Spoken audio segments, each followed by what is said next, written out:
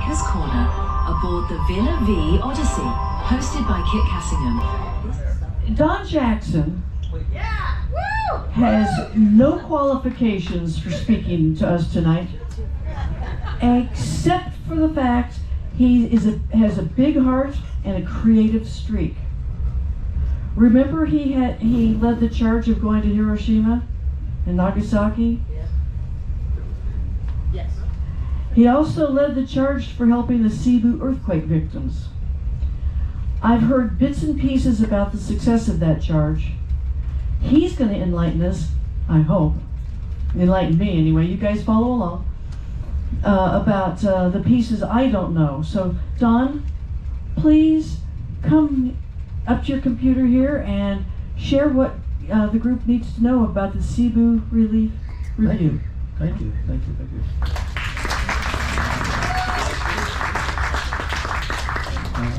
I must say first I'm very honored to be just the representative of the volunteers for Cebu Relief. It was a tremendous group effort, and I hope to share some of that with you tonight.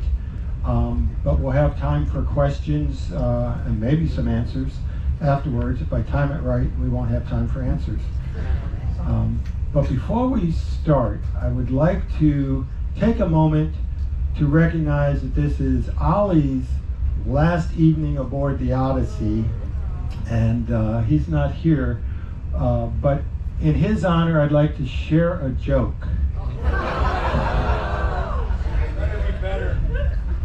And since we are a nuclear family, slightly dysfunctional, the joke I chose was never trust atoms. They make up everything. Come on, that's Ollie, right? So let's give a round of applause to Ollie. He'll hear it way over here. All right, so the Cebu Relief, going to be very quick, maybe brief. I want to take it back to the beginning. People, when I talk, say, well, how did you do this? What happened? So I thought we'd do the backstory. We would talk about the power of teams, something I'm passionate about. My career was building high-performance teams in my previous life before I retired. And so I'll share you just a few things about the power of teams. We have a financial review. Ruth Ann has given me the numbers, and I just put them up there. We'll have time for questions about the finances, and then I've got a little slideshow to present with you. So that's what we figured we'd do, and share some information. A little too far back to the beginning. That is my mom. My mom passed away this year at age 93. And she is really my foundation. She's the one who taught me things and trusted me. And she would tell me, and my wife's heard this story, but she would tell me that I was born special. I never knew what she was talking about, but she wanted me to feel special, and she talked about it that way. She was a very giving person, and she imbued that, I think, in me, and the more that I miss her now, the more I want to do and give back in her honor. So Lois May was her name. She's about, I'd say, 25 in that picture.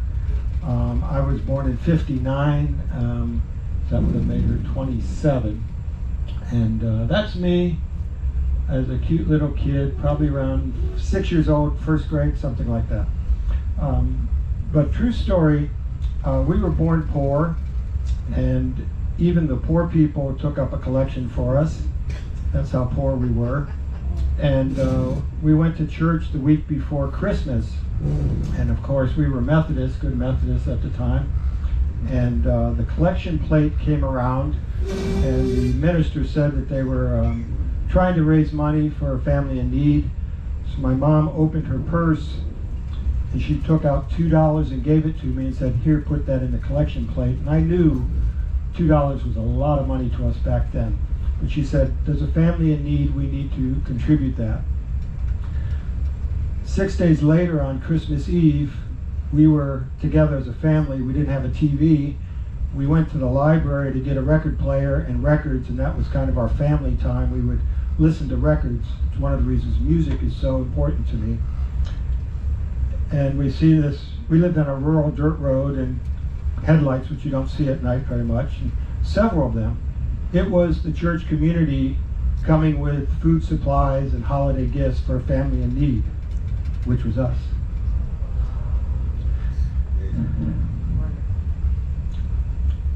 So what happened September 30th, I was awakened, as most of you were, with alerts that there was an earthquake in Cebu, and it just happened to dovetail with the fact that we're going there, right? In 3 days' time, we're going to be in Cebu. We're stopping at Puerto Princesa, and then we're going to Cebu. And you could understand the magnitude as we have traveled together. You see these communities, you see their infrastructure, you know how devastating a typhoon or earthquake could be to those communities. So that was in the back of my mind as we landed in Puerto Princesa.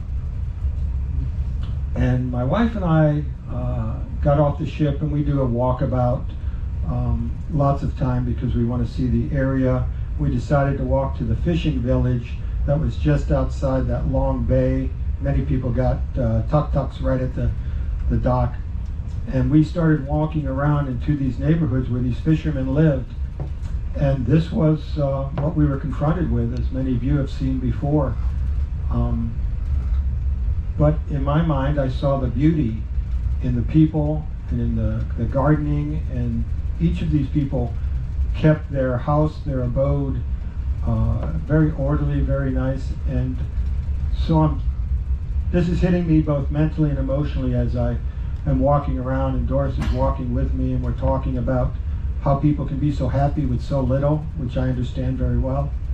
It's the spirit you bring to life every morning that you wake up. And so I came back to the ship, and I wrote a quick note to JR asking him if he would organize a chat for me on Cebu Relief, which 7 minutes later he answered, no surprise, because JR is also one of those large giving people, large-hearted. And he says, is it open to everyone? I can post a link in WhatsApp. And I said, yes, thank you. And that really started it at 6 o'clock that day, September 30th, to do something. Really, there was no big formulation at that point. It was just, we need to do something. I knew two things to be true. Is one, it was something I had to do, and I also knew the residents would rally around this if presented with an opportunity, because I've seen you do it before. So I might add, because we do have our difficulties with WhatsApp and Circle and various communications, but I do want to look at the positives of this type of communication. The benefits, maybe they outweigh the risk and the cons, but number one is speed. As I said, in 6 minutes I was able to have a website up, operational, thanks to the expertise of JR. The reach, I didn't have to get on the phone and call each of you individually. I could immediately send out a mass communication message and reach everybody on the ship. And reusability, which I found very, very important as we cut and paste and copy this message to Global Harmony and to the general chat. And, you know, as unfortunately for WhatsApp, if you join after I've posted a message, you can't see that message. It's one of the cons, but it was really good use of mass media to communicate. I also was communicating with our coordinators. So after we had sent that message out, I believe there were 4 of us who met either that evening or the next day. It might have been that evening. And people volunteered immediately. Hawaii Lynn, if she's here, thank you for that. And Ann Chomsky was another one, and Kim Blake was another one, and Doris and I. And we said, well, first we have to find out, you know, what kind of charity can we actually affect. And again, we get about 48 hours before we land on port. So I took that as a role. We also knew that our crew members may have been affected, and Lynn took that on as a role for her. And then some financial discussions came about. What could we raise?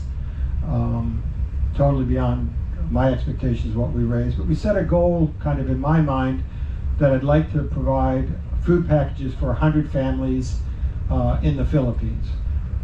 So that was basically assign a few tasks, have a goal that we agree upon, and then move forward in very quick and rapid fashion. So almost immediately after that, we called a meeting in the Odyssey, and unfortunately this had a conflict with other groups, so I was surprised we had that number of people show up, and our chief purser, I think is his name, title, Ronell, came and talked, and this was where, what would I say, this is where the mission and acceptance of the mission was formed. We spent a lot of time, and I'll talk a little bit about it in the power of teams.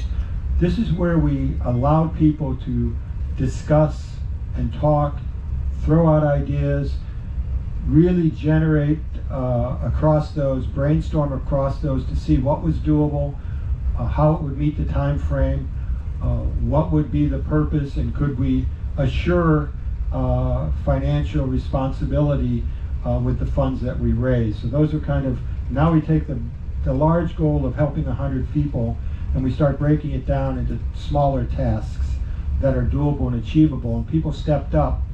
And at the end of this meeting, it was about an hour, I would say, maybe an hour and 15 minutes, we got Ronell on his phone typing in a message to the captain who's going to get on the speaker in about 5 minutes to help us communicate and broadcast a message.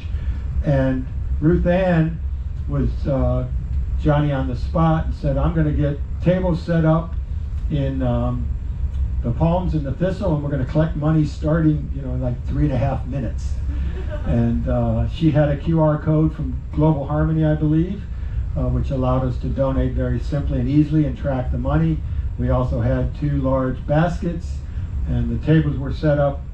I didn't do any of this. And this is what the key message of tonight is, that self-directed teams motivated by a single purpose can really do lots of amazing things.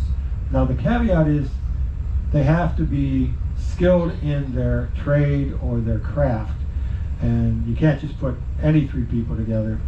But when you have somebody who's motivated and has served, what, Ruth Ann, 15 years in a nonprofit organization? 17 years. You just let people go. You trust that they have the skill, and they'll come back to you with a question or a clarification. And that's what we do when we build self-directed organic teams, is we let the team go forward, and we try to moderate where we have issues, discussions that have conflict in them. That's really what I felt my role was. And we had some very good discussions in this meeting within an hour, but I felt we all left the meeting with a single sense of purpose and work, which was my other big thing, was everybody should have work to do that they own, that they can take and put their own spin, flavor, knowledge, and skills for. So that was that meeting, and then literally 2 days later, we were on a bus headed to our location. Questions on that, because I just want to stop and make sure if there was anything that I was not clear on. I left a lot out. Obviously I was texting with the charity, making sure we do our due diligence with them, make sure they were quasi 501(c)(3), they're not a US based charity, but they met all of the requirements that we set forth in dealing with charities previously. And we'll talk a little bit about that organization later. But any questions? Great, because I want to keep it moving. So this power of teams, Lori Lee sent me that little picture, which I thought, basically it can't be more simple than that, right? Believe in yourself, dare to dream, be kind, stay humble, test your limits, find your purpose, and never give up. I love those words, and I'm going to try and live up to those as much as I can. So how many people have been members of a team? Virtually everybody, whether it's your family unit or your local neighborhood that's trying to put on a garage sale, or a bigger organization like the place where you work, whether in United Way or some other function. We've all been part of a team. Back in the day, I would teach empowerment and building high performance teams, and I used this Tuckman model. Anybody familiar with it? It was developed in the 1960s, and it really has these 4 stages, actually 5 stages, but I'll talk about the 5th in a moment. But forming, storming, norming, and performing. And the forming stage, you saw, we had 3 meetings, very quick forming stage of the initial stage where the group comes together and starts to form. During this phase, team members are often polite, positive, and focused on understanding their role, the goal, and the task at hand. And you see that in a lot of organizations where you first come to a meeting, everybody's usually on their best behavior, and they're trying to see where they fit in, what can they offer, am I going to be valued in this exercise? So it's a lot of me conversations, internal dialogues going on in people's heads. And if you're aware of that, you can harness that and have people share those things, because virtually everybody else in the group is going through the same internal dialogue. And when you can get people to start sharing that and realize they're forming a team. And then we get to the storming phase, which is usually where teams tend to get dysfunctional. So conflict and tension arise as team members start to assert their ideas, leading to potential disagreements and power struggles. It's a critical phase where many teams fail if they cannot resolve conflicts. And to be truthful, I knew there was going to be conflicts coming into this group. We have had conflict in global harmony, leading some people to disassociate with global harmony. I was not aware of that as far as the information shared with me was just that we're not together as a group. And I thought both Hiroshima and this would be an area where I could help get people to come back to a single sense of purpose, which is to do good works and not worry about who's up, who's down, who's included, who's excluded, what are the boundaries and constraints. We all have those human feelings. We can overcome those if we have a shared sense of purpose. But you can't just ignore it. And so we had a meeting after the meeting that I showed you the picture with Global Harmony. And very, very successful, very, very positive. But I felt that we had to address the issue if this project was going to be successful. Now, I could be totally wrong, but I felt I needed to address it from my experience. So I asked people if they could do a thought experiment with me, which was to mentally write down the things that upset them about the incident or the occasion where Global Harmony had this fracture. And just mentally take a note of it and write it down. And then I said, I want you to crumple it up and mentally throw it away and start a new page today. That's very, very difficult to do. But I think it allowed us to cleanse some of that out. There's still, parts and pieces where people still haven't healed from that experience. But I wanted to kind of move that off the playing field for this group because I did not want to have factionalization and groups that were competing with each other. I wanted a cooperative group and one that was committed to purpose. So then we get to the norming stage. Teams start to develop cohesion as they resolve differences, establish norms of what's acceptable behavior, begin to understand each other's strengths and weaknesses, and mutual respect grows over time, and team members accept their roles and responsibilities. When we talk about norming in my leadership class, we talk about being a good follower. We actually have a whole section on followership in the leadership section because not everybody can be the leader. And so it's important that teams realize what their role is, and that role is valuable because they bring their skill and talent to perform that function.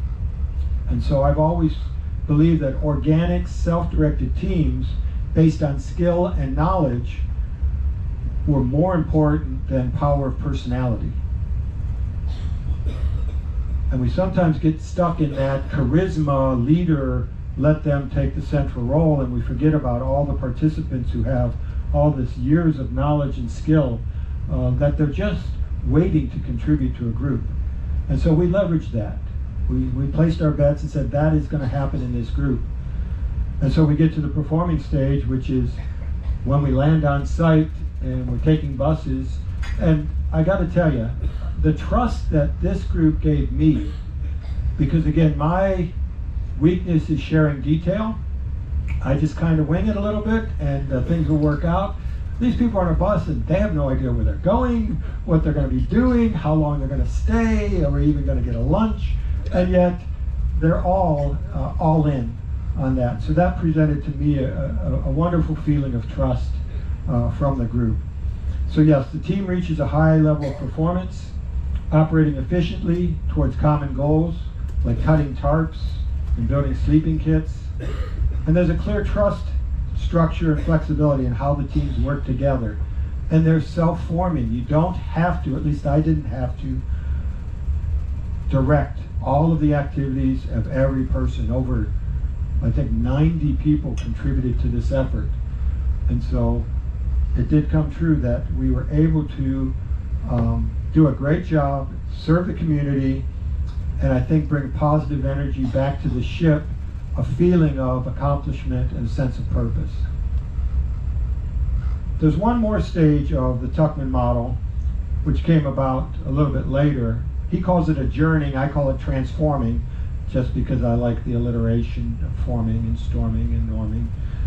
And performing and now transforming. And this is where we're at today, and that's why I wanted to have this review meeting, was that the team successfully completes its task and disbands, moves on to something else, or embarks on a new project. And so the fifth stage is really to get people to have that great feeling of team building, but carry it forward. Carry it forward into their life, into their communities, into their next project with similar co-workers. So in this stage, we tend to focus on embracing change, understanding that that peak performance now has to come down. We have to level set. Personally, I spent a day in my room listening to music because that's what recharges me. I plugged in or tuned out, and that gave me a sense of coming down from that high I felt, emotional high. You have to harvest the lessons you learn, try to understand where I could have done something better, how can I contribute to the group next time that will leverage what I do best. And then, as I said, renew your spirit. Take some time for self-care, because it is an emotional release when you do good work. It's something that is very giving, and I might add selfless, because not much, I'm sure most of you probably didn't think you were going to go for hard, manual, menial labor for about 7 hours a day, but we did it, and we knocked it out. And I did say to somebody that when we got to Bride Tech College, there was a bunch of young people, young nurses, people learning to take care of people, and they might have looked at us a little skeptical, and maybe a little ageism creeped in when they saw us, some of us hobble up the steps. But when they gave us a task, which I believe was, could we assemble 75 of these tarps and sleeping kits, and we did 240. In less time. We didn't even have work for the afternoon of Tuesday morning or Monday afternoon. So what causes transformation and what causes change? The team members change, right? So adding or losing members can disrupt the team's dynamic, potentially causing a slip back to the storming phase, where people are negotiating again, contracting their roles. The task change, when the team's purpose is significantly altered, it may need to reevaluate the dynamics. I know we have a beach cleanup coming. That's a totally different dynamic, but still a shared sense of purpose that we want to do good work, in this case from the environmental standpoint, which I think a lot of us are very excited about. That's going to happen in Bali. Melody Hennessy is going to lead that, so if you're interested, make sure she's aware of that. And if conflict is not addressed constructively, it becomes normalized, hindering progress and potentially leading to a toxic environment where the team cannot advance to performing. And I read that because I fear we are sometimes headed in that direction as a ship. I see it in our WhatsApp. I see it in conflict that is not said, but you can see in body language. And so I'm trying to figure out how I personally can be constructive in letting that. We can't ignore it. The conflict is there. And so the question is, how do we constructively work through it together? You may notice that I started posting pictures in the Villa Vie discussion group, you know, that group that shall not be named, because they have lots of negative things to say about how we're operating the ship, et cetera, et cetera. And I felt that engaging in keyboard warrior types of stuff was not a valuable exercise based on where they were at the time. They have a point of view. And I said, what if I just start posting pictures of the great things we're able to see at every port, and just write a little text that says, we're having a great life here, and I wish you would join us.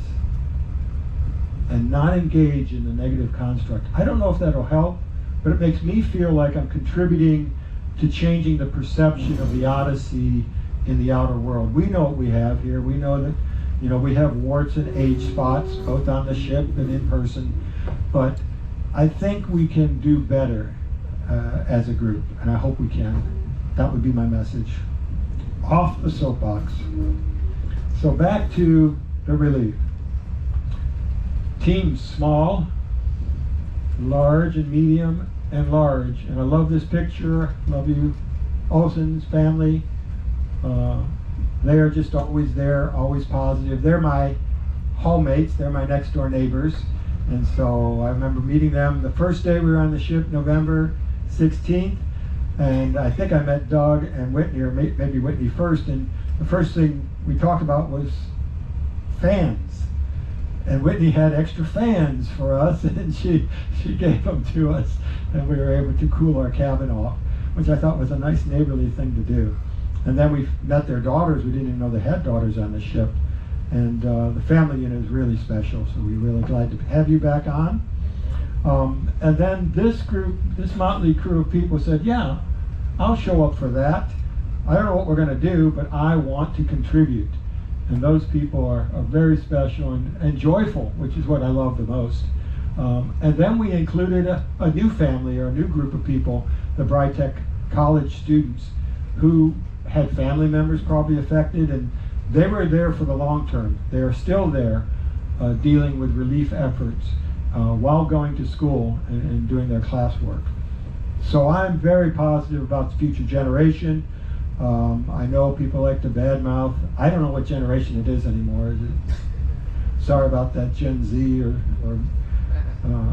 I was a baby boomer, so I've lost track of the generations. But these people, these kids, these young adults are committed to making the world a better place, and we appreciate that. The other thing that we found out was the teachers there at Cebu had a life purpose. And I think teachers have the most profound impact on their student formulation of what they want to do, what their passion is, and I respect teachers a great deal. And in a world filled with noise, distractions, and digital connections, many of us are quietly longing for something deeper, real human connection. And that's what I think we gifted each other by joining together. That was the payoff for us, was to make a human connection with people from across the world that we did not know 3 minutes before, and talk and sing and work. I remember coming home from school talking about connection. And I would sit up close to the TV waiting to hear Sandra. Everybody know Romper Room? A couple Americans. So this is, let me see if we can play it. Sandra is over 60 now. Hi, this is Sandra of Romper Room. This video is dedicated to all of my Romper Room doobies who my magic mirror just wasn't able to see for some reason. So gather around and pay really close attention, because I'm going to grab my magic mirror and let's try again. Romper, bumper, stomper, boo, tell me, do. Magic mirror, tell me today, did all my friends have fun at play? I see. Oh, there you are. I have been looking for you for such a long time. I see you.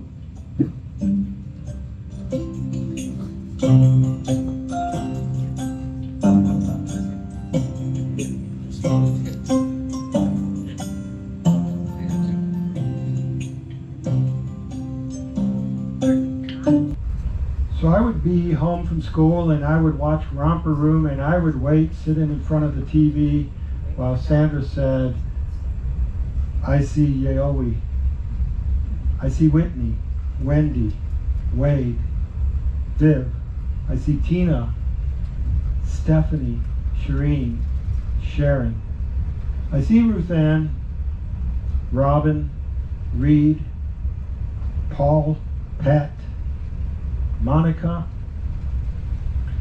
Melody, Melita, I see Mara, I see Lynn, Lucia, Lori, Laura Lee, Kit, I see Kevin, Kathy, Julie, JR, John and John, I see Jill and Janice, I see Jackie, I see Harv, I see Lynn, Gian, Fiona, Doug, Doris, happy birthday. I see Donna, Daryl, Dale, Cindy. I see Sherry and Chaz, Kathy, Butch, Bosco, Basha. I see Barbara and Anna. See Angie, the incomparable Andy, Aliana, Alicia, and I see Alex, and I see you. I see what you do every day, and I appreciate it.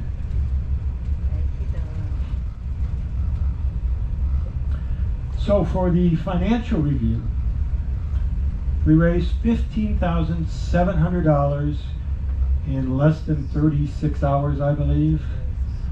We also, thank you.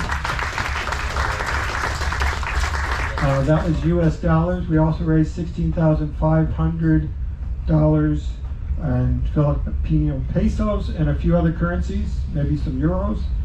We had in-kind donations of people donating food supplies, groceries, and then we had a lot of private donors. Robert Fong, Club R matched, not matched, but raised money for crew members. We had a donor who matched up to $1,000 of our contributions, and I'm sure there were many others who gave money to individual crew members that they had a personal relationship with, which is a tremendous outpouring of generosity. And we gave direct aid given to the affected crew members. One crew member totally lost their home. It was totally destroyed.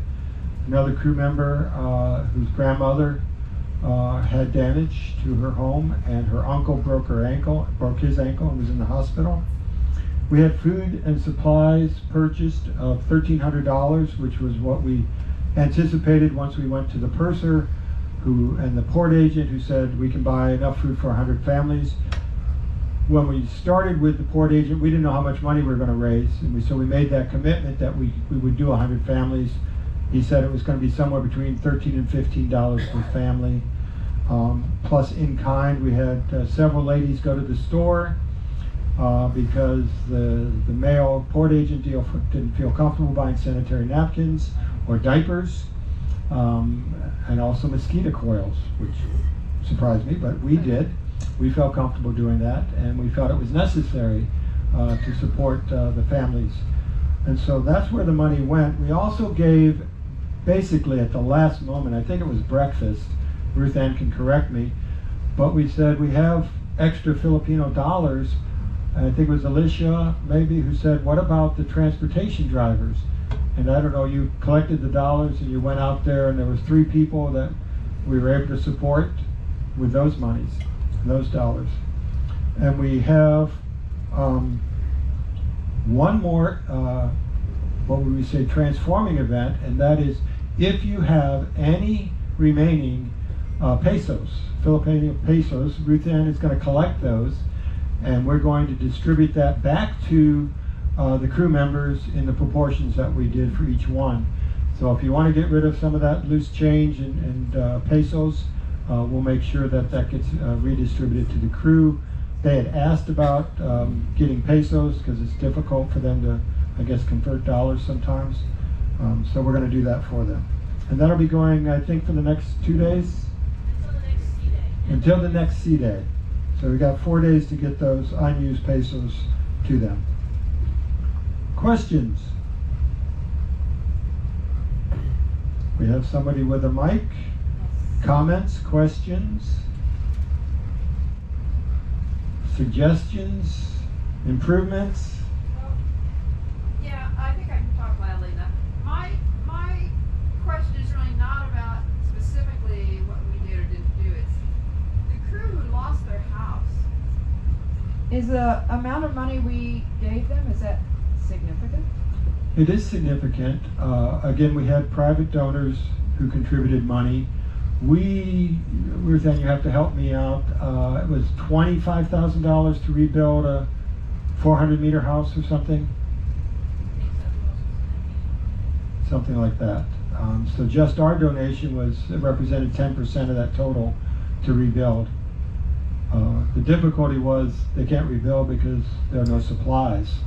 And we found when we wanted to originally provide more food packages, the port agent says there was nothing to source. He had to go about 40 miles away to get the rice that we wanted for the 100 families. And so it was very difficult at that time to get food supplies in. Other suggestions for improvements? Again, we're transforming, so we're collecting ideas. You can talk to me privately as well. Send me a note of things that you think I could do better. Yes, Paul. Hold on just a second.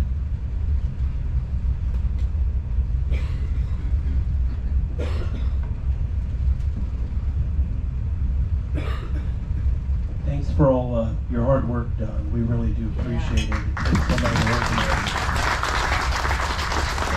As far as transforming, with the missions we have, I know the Melody's come up with the beach cleanup and all. Is it just a matter of being aware of what's going on at places that we're going and so forth? What's your recommendation for us to begin to transform into a group that is looking for projects like this? Because I think a lot of people on the ship feel very strongly about that.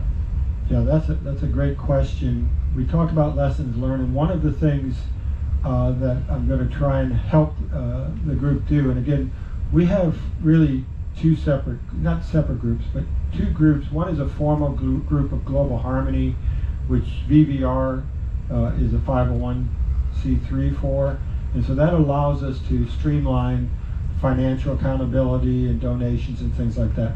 And then we have this Global Harmony Residents group that we've been forming really around Hiroshima, I think, where residents take responsibility for port activities.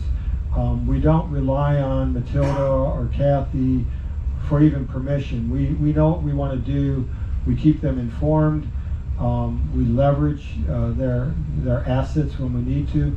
So I hope what we're going to form as a group, and it'll still be called Global Harmony, I'm a member of Global Harmony, is to have an individual like Melody say, I would like to do this is my passion, and adopt a port. She's adopting Bali, and do a beach cleanup. So you could really just, whatever your passion is, say, I want to do X. Maybe it's go to a school and teach children for a day. I don't know how that works, but if that's your passion, you figure it out, I'll be by your side. Or maybe we're just painting a classroom or providing supplies to a classroom. I mean, just pick your passion, pick a port, and then announce it, use the communication assets that we have, and try and get that small group. Like I said, we had 4 people, 5 people originally, and then you expand from there. You'll find lots of people willing to help you.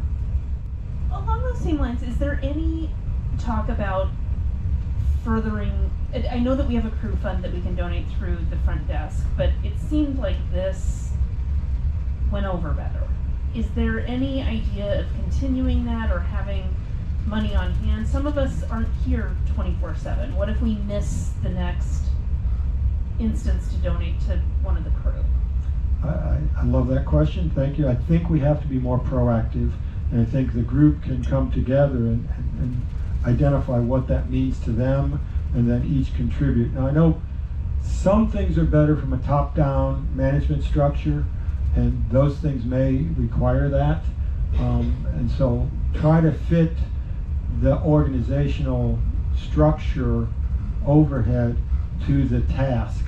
And if that's something that they fit well like a glove, then you should use that. As far as projects, I think self-directed teams, organic teams work really, really well. But they're more reactive. So if we want to be more proactive, we need more structure, more consensus, more meetings, which a lot of people don't like. So I think you have to balance what your goal is and then go from there. But I think we need both, my personal opinion. It's Ruth Ann. I just wanted to say, yeah, I've been doing fundraising with nonprofits for 20, 30 years. With a group of 300 residents, and we raised most of that $16,000 in about 12 hours. To me, that was astonishing that this community came together as a community to support our community. And I just wanted, there were a few people who started at the beginning, but everybody on the ship was involved, and it was astonishing. Thanks to everyone. Yeah, thank you.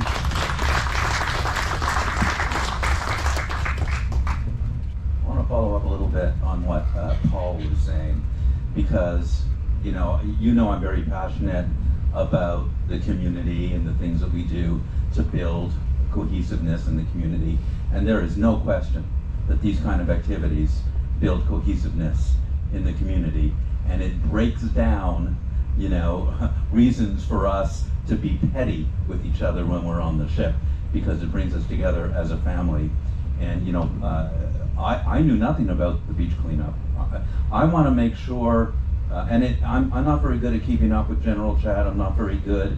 I'm so busy doing other things. I would love for us to find a way to formally, as Paul said, find a way to proactively plan and communicate community activities such as this, because I think there's no better team building opportunities for us as a community than to do things like this together. Thank you, Daryl. Again, I think that's one of the reasons a lot of us came on the ship. We like to be world travelers and we like to see exotic places, but we also want to connect with the community. And so proactivity is crucial to making those valuable connections. Mara? I have a suggestion. We have a great space on the side between the guest service and when we're walking towards the gift shop. We have in front of Global Harmony, why not have a bulletin of upcoming projects or ideas, where we can use that as a communication mechanism for interests or PR of our goodwill. How we want to. It's a great idea. I mean, that's where we put the peace cranes, right? That whole bulletin board glass.